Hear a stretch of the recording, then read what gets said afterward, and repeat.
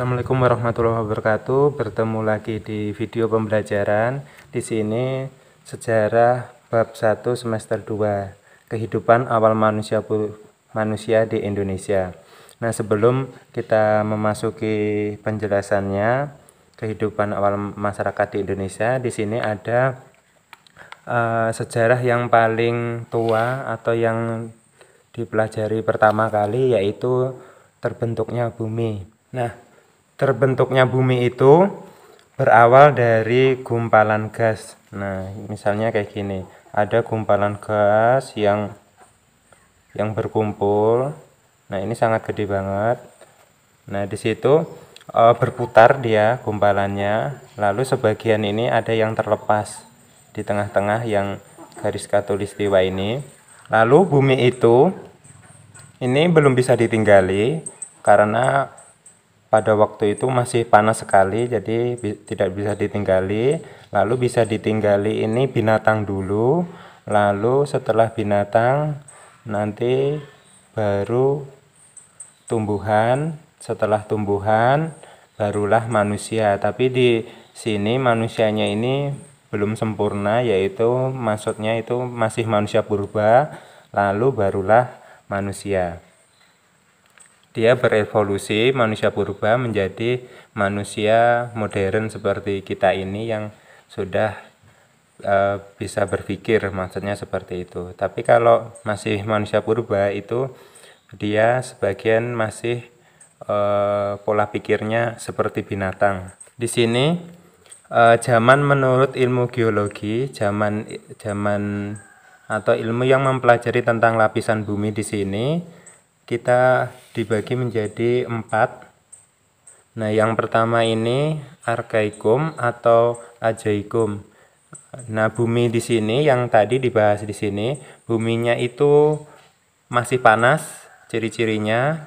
Habis itu belum bisa ditinggali binatang, hewan maupun manusia. Jadi di sini tidak ada kehidupan, berumur sekitar 2.500 juta tahun yang lalu.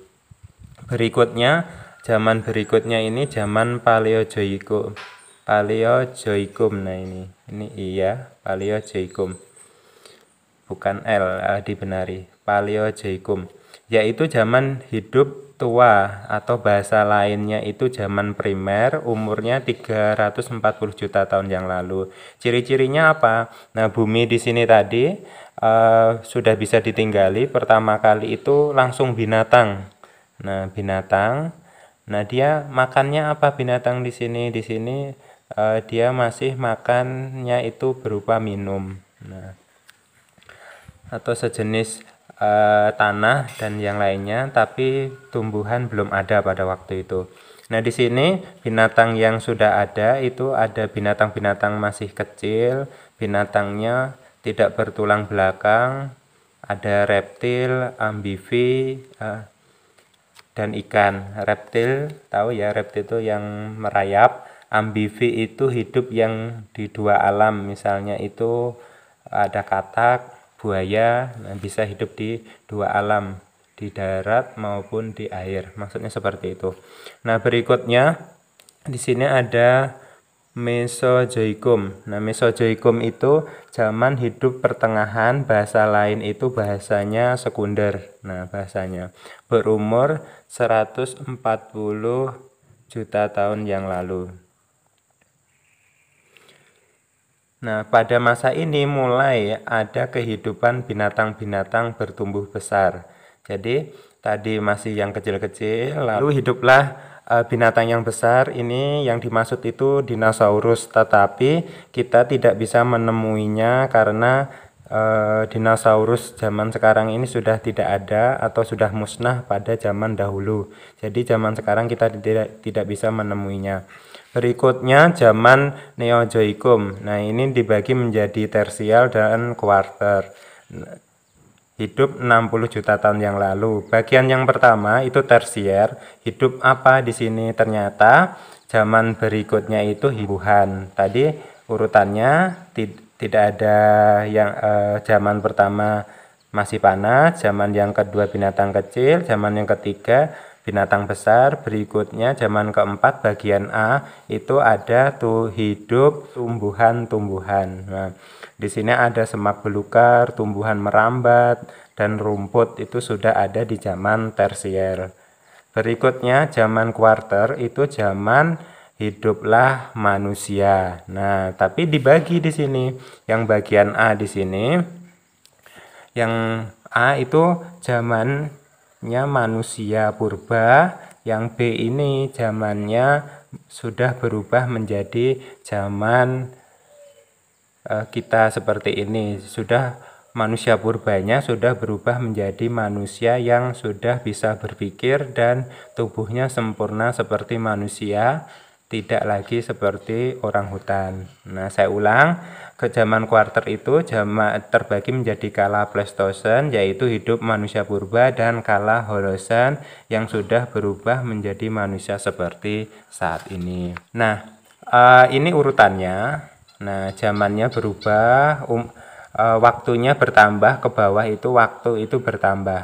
Nah, tapi tabelnya di sini ini menurut zamannya itu ada 4. Nah, kalau ilmu geologi di sini yang kita bahas itu hanya Pleistosen dan Holosen, karena apa? Yang dibahas yang di sini ini manusia purba dan manusia. Jadi yang kita bahas sekarang bukan lagi bahasannya itu bumi masih panas, habis itu hidup binatang besar, tadi kecil besar, habis itu hidup tumbuhan. Nah, sekarang yang kita bahas konsentrasi ke bagian manusia purba dan manusia sekarang. Yang kita maksud itu yang sudah berubah sempurna menjadi manusia. Nah, tadi dikatakan bahwa zaman Holosen itu zaman manusia yang sudah berubah. Zaman Pleistosen itu zaman manusia purba.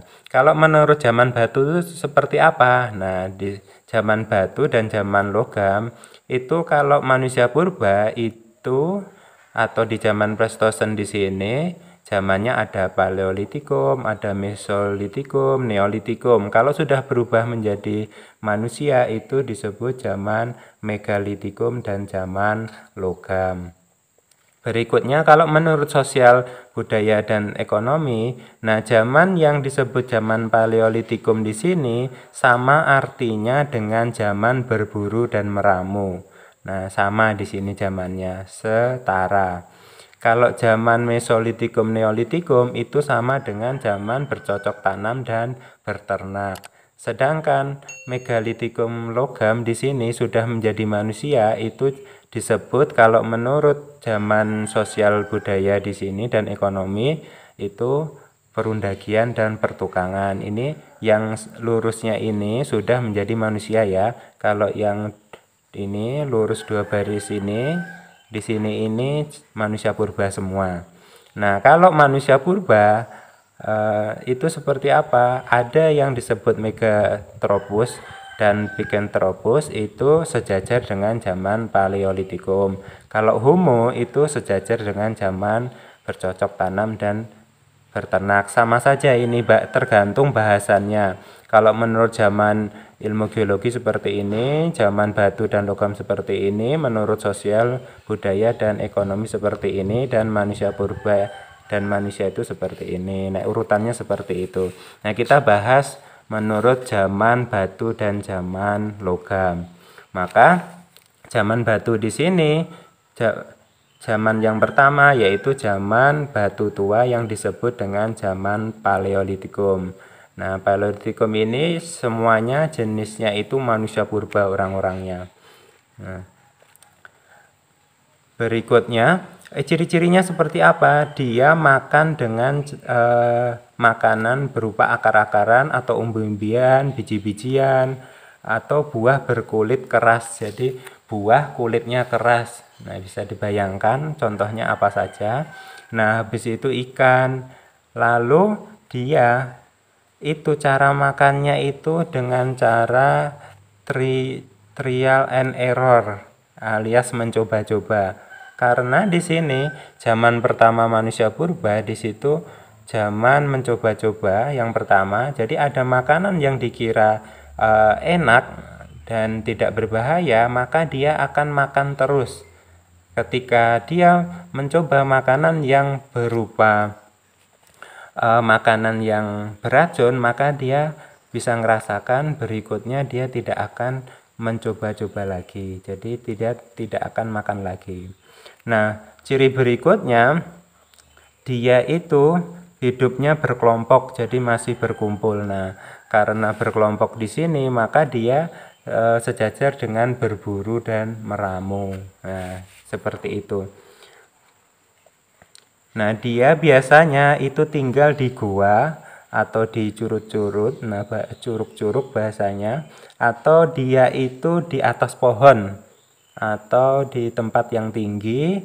Dia itu untuk melindungi serangan binatang buas. Nah, misalnya ada macan, ada apa kayak gitu, maka jenis manusia purba zaman pertama di sini dia itu hidup di atas pohon supaya si binatangnya ini tidak bisa menyerangnya. Nah, berikutnya zaman batu pertengahan.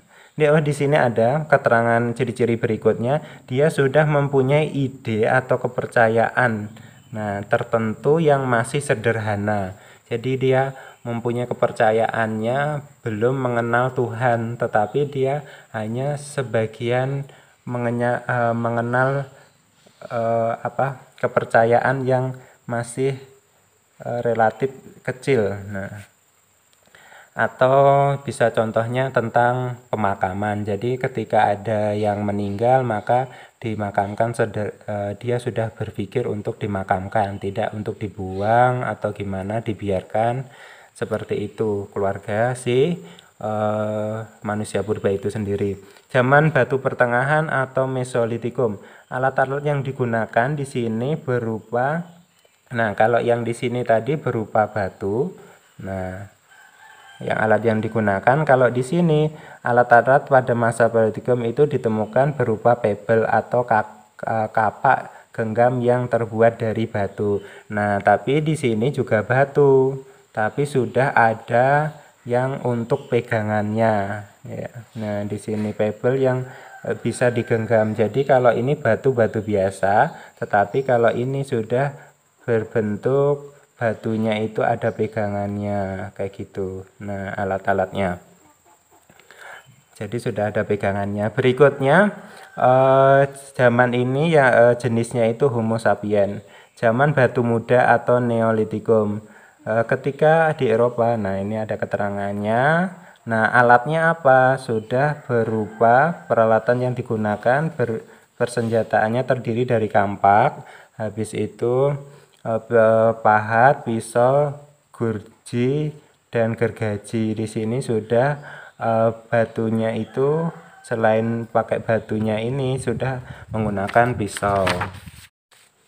Nah, kita simpulkan dulu di sini. Ini zaman batu tua itu alatnya dari batu biasa. Berikutnya zaman yang kedua itu zaman batu tetapi sudah ada tangkainya dan sudah diasah. Jadi sudah batu sama batu sudah digesek-gesekkan supaya sudah bisa tajam lagi. Tetapi kalau zaman pertama batu di sini yang digunakan kalau sudah tidak tajam maka dia cari lagi. Tapi kalau di sini zaman yang kedua di sini dia sudah berpikir untuk diasah kalau sudah tidak tajam lagi dan dia ini sudah diberi tangkai. Berikutnya kalau zaman batu muda, nah ini diasah ya, nih kata-katanya di sini ada yang diasah. Dan selain menggunakan batu di zaman yang kedua di sini dia menggunakan tulang untuk membuka binatang atau membunuh si binatang itu. Berikutnya kalau Neolitikum dia juga masih menggunakan peralatan tulang dan batu yang sudah diasah, tetapi bedanya dia menggunakan alat lainnya yang disebut dengan gerabah.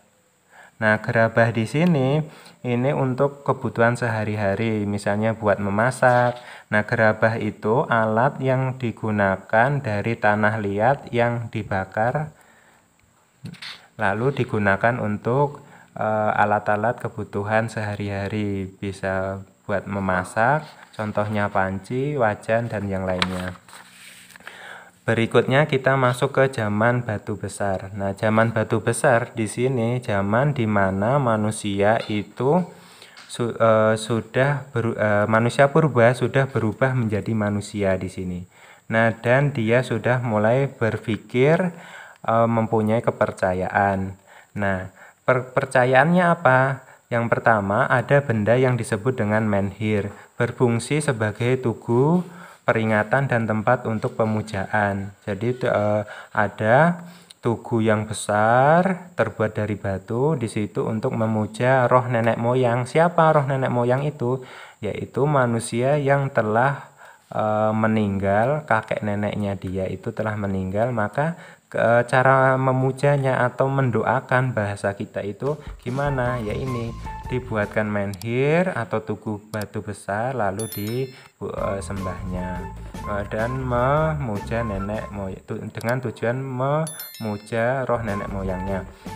Berikutnya dolmen. Dolmen di sini yaitu meja batu berukuran besar sebagai tempat untuk meletakkan sesaji. Jadi untuk meletakkan sesembahan untuk roh nenek moyang, sesajinya atau sesajennya itu diletakkan di mana?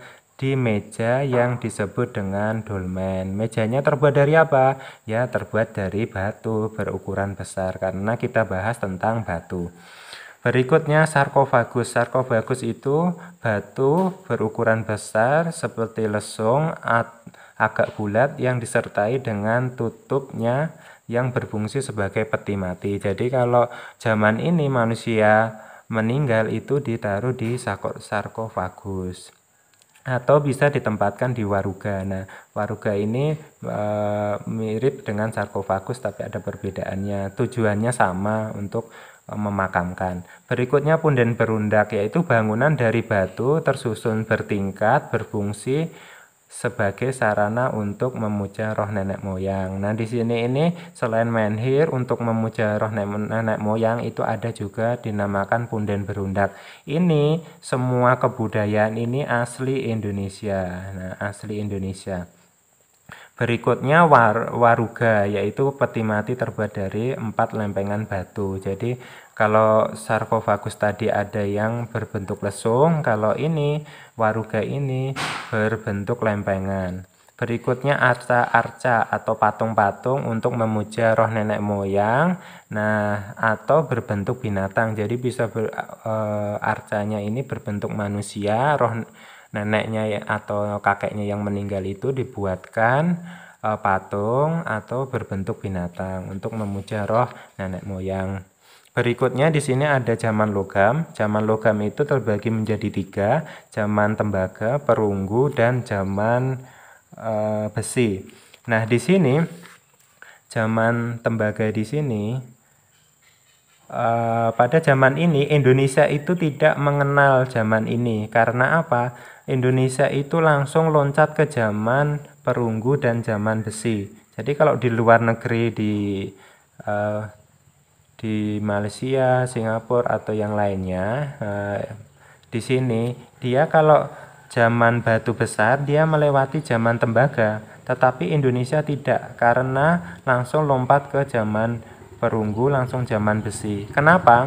Kita tidak mengenal zaman tembaga. Kenapa? Karena di Indonesia tidak ditemukan bukti bahwasanya kita menggunakan alat-alat zaman terbuat dari tembaga ini, maka kita tidak mengenalnya dan kita langsung ke zaman perunggu.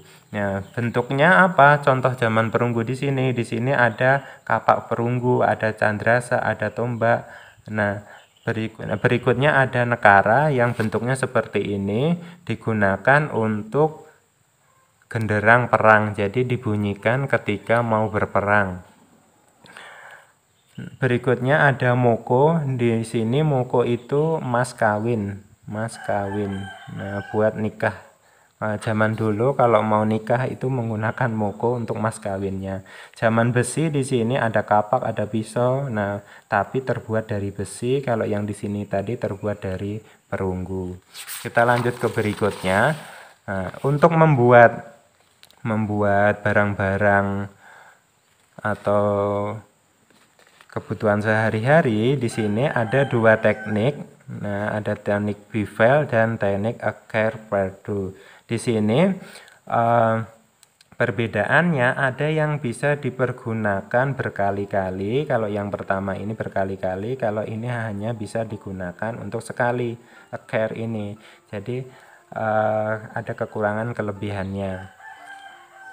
Teknik bevel di sini, misalnya pengen membuat parang. Nah, teknik bevelnya seperti apa? Yaitu cara pembuatan alat dari logam dengan membuat cetakan dari besi atau tanah liat yang terdiri atas dua bagian yang bisa dibuka. Nah, misalnya contohnya pengen membuat pulpen seperti ini, maka dibuatlah bisa dari cetakan dulu.